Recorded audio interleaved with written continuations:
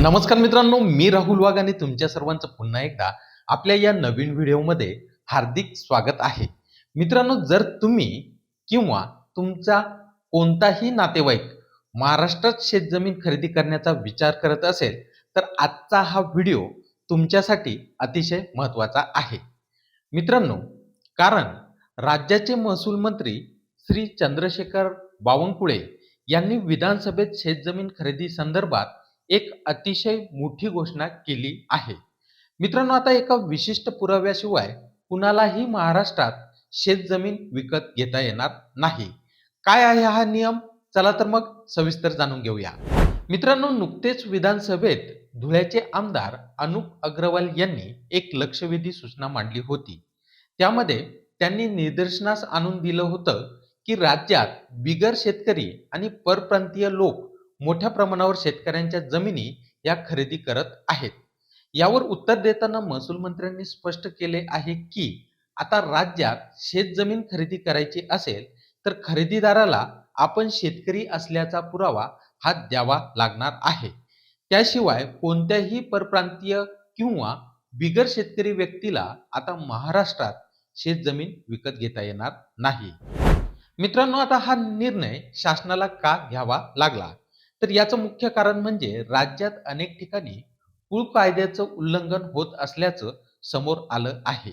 सिंधुदुर्ग जिल्ह्यातील मोपा विमानतळाचं या ठिकाणी उदाहरण महसूल मंत्र्यांनी दिलं.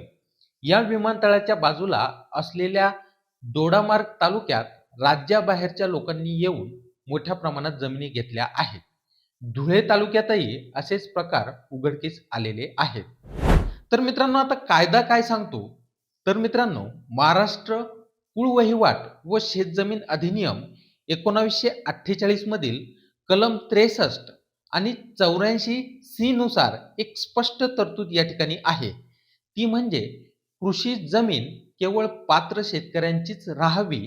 एखादी शेतजमीन घ्यायची असेल तर तो व्यक्ती मुळात शेतकरी असायलाच हवा.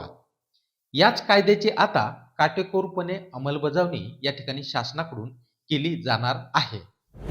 तर मित्रांनो, आता शासनाची पुढची कारवाई काय असणार आहे?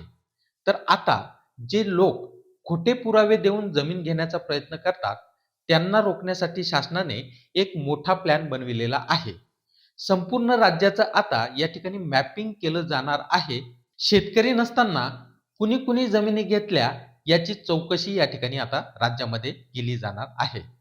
तसेच जेव्हा कुणी व्यक्ती शेतजमीन खरेदीची रजिस्ट्री करण्यासाठी आता यापुढे जाईल तेव्हा त्याच्या नावावर राज्यात कुठेही 7/12 उतारा आहे का हे तपासण्याची ऑनलाईन सुविधा सुद्धा आता मुद्रांक अधिकाऱ्यांना म्हणजे स्टॅम्प ड्युटी ऑफिसरला या ठिकाणी शासनाकडून उपलब्ध करून देण्यात आलेली आहे.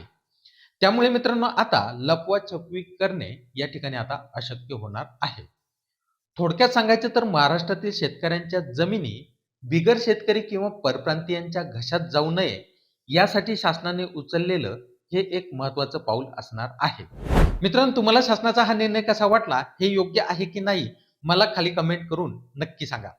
माहिती आवडली असेल तर व्हिडिओला लाईक करा, तुमच्या इतर शेतकरी मित्रांसोबत नक्की शेअर करा आणि अशाच नवनवीन कृषी अपडेटसाठी आपल्या चॅनलला सबस्क्राईब तसेच फेसबुक पेज व इंस्टाग्रामला लाईक फॉलो करा. धन्यवाद. जय हिंद, जय महाराष्ट्र.